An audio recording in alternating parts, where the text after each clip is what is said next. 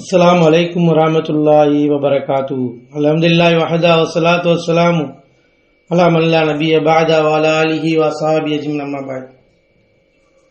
ஃபகத் قال الله تعالى في القرآن العظيم أعوذ بالله من الشيطان الرجيم بسم الله الرحمن الرحيم يا أيها الذين آمنوا اتقوا الله حق تقاته ولا تموتن إلا وأنتم مسلمون. அளவற்ற அருளாளன் உயிரற்ற அன்புடைமை அல்லாஹ்வின் திருப்பெயரால் ஆரம்பம் செய்கிறேன். கணிதற்குரிய எல்லாமல் அல்லாஹ்வின் விருந்தினர்களே, அல்லாஹ்வுடைய மாபெரும் கருணையினால் உம்ரா என்ற இபாதத்தை செய்வதற்காக அனைவரும் புறப்பட்டு விட்டீர்கள். நீங்கள் அனைவரும் அல்லாஹ்வுடைய பாதையில் இருக்கிறீர்கள். அல்லாஹ் தஆலா குர்ஆனில் குறிப்பிடுகிறான், அத்திமுல் ஹஜ்ஜ வல் உம்ரத லில்லாஹ், ஹஜ்ஜையும் உம்ராவையும் அல்லாஹ்விற்காக வேண்டி நிலைநாட்டுங்கள். எனவே இந்த உம்ரா என்ற இபாதத்தை செய்ய புறப்படுகின்ற போது அல்லாஹ் தஆலா குறிப்பிடுகிறான், முழுமையான முறையில் அல்லாஹ்விற்காக வேண்டி நிறைவேற்றுங்கள் என்று அல்லாஹ் குறிப்பிடுகிறான். எனவே உங்களுடைய உள்ளத்தில் நீங்கள் நியத்தை வைத்துக் கொள்ளுங்கள், யா அல்லாஹ் உனக்காக வேண்டி இந்த உம்ராவை செய்கிறேன் என்ற நியத்தை நீங்கள் அனைவரும் வைத்துக் கொள்ள வேண்டும். ஏனென்று சொன்னால் அதை தான் உம்ராவுடைய நியத்தாக நாம் கூறுகிறோம். அல்லாஹும்ம லப்பைக் உம்ரத்தன் என்று சொல்லிக் கொள்ள வேண்டும். எனவே உம்ரா செய்வதன் மூலமாக அல்லாஹ் தஆலா எவ்வளவு பெரிய நன்மை நமக்கு தருகிறான். நபிகள் நாயகம் ஸல்லல்லாஹு அலைஹி சொல்றாங்க, அல் உம்ரத்துல் உம்ரா கஃபாரத்துல் லிமா பைனஹுமா.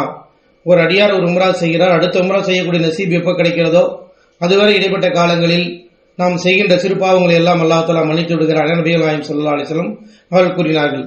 உம்ரா பொருட்டு விட்டால் அந்த உம்ரா செய்யக்கூடியவருடைய சிறப்பை பற்றி சொல்லும் பொழுது மேலும் அல்லாஹ்வுடைய தூதர் ஸல்லல்லாஹு அலைஹி சொல்றாங்க, அல் ஹாஜ் வல் முஅத்தமிர் அப்துல்லாஹ், ஹாஜிகளும் உம்ரா செய்யக்கூடியவர்களும் அல்லாஹ்வுடைய பட்டாளம், அல்லாஹ்வுடைய விருந்தினர் என்று நபிகள் நாயகம் ஸல்லல்லாஹு அலைஹி சொல்றாங்க.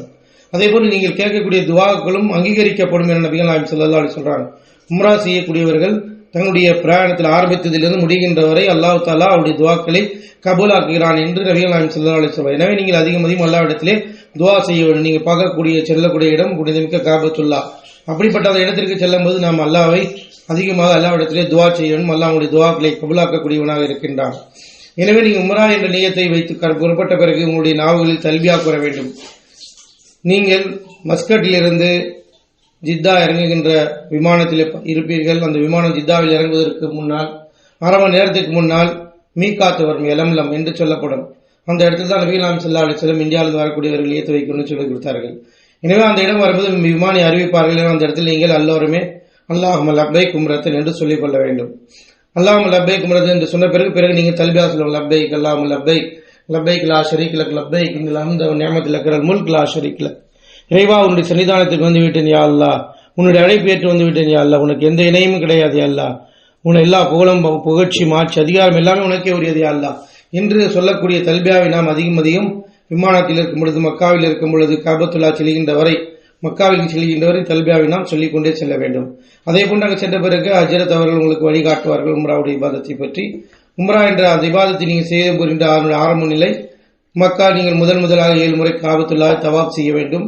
பிறகு மக்காம் இப்ராஹிமில் 2 ரக்காய் சுன்னத் தொழ வேண்டும்.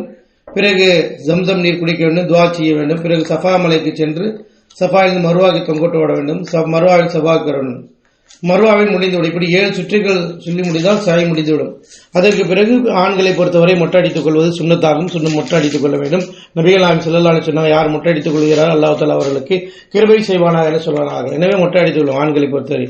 பெண்களை பொறுத்தவரை நீங்கள் ரூமுக்கு சென்ற பிறகு உங்கள் தலைவனுடைய கடைசி பகுதியை கத்தரித்துக் கொள்ள வேண்டும். அதோடு உங்களுடைய உம்ரா முடிந்து விடுகிறது. எனவே அல்லாஹ்வுடைய விருந்தினர்களை இந்த உம்ரா என்ற இந்த பயணத்தை அல்லாஹ் தஆலா உங்களுக்கு சிறப்பாக்கி வைப்பானாக. நீங்கள் ஒவ்வொருவருக்காகவும் துஆ செய்ய வேண்டும். இந்த பயணத்தில் நீங்கள் இறை அச்சத்தின் மூலமாக, அழுவதின் மூலமாக காபத்துல்லா பார்க்கிறீர்கள். அல்லாஹ்வுடைய பயத்தினால் அச்சத்தினால் நீங்கள் அழுதால் அல்லாஹ் தஆலா எந்த ஒரு கண்களில் அல்லாஹ்வுடைய அச்சத்தினால் கண்ணீர் ஒடிக்கப்படுகிறதோ அந்த கண்களை நரக நெருப்பு தீண்டாது என நபிகள் நாயகம் ஸல்லல்லாஹு அலைஹி வஸல்லம் சொல்லியிருக்கிறார். எனவே புனிதமிக்க இந்த இபாதத் என்ற உம்ரா என்ற இபாதத் செய்யக்கூடிய ஒவ்வொரு ஆஜும் நீங்கள் அல்லாஹ்வுடைய பாதையில் இருக்கிறீர்கள்.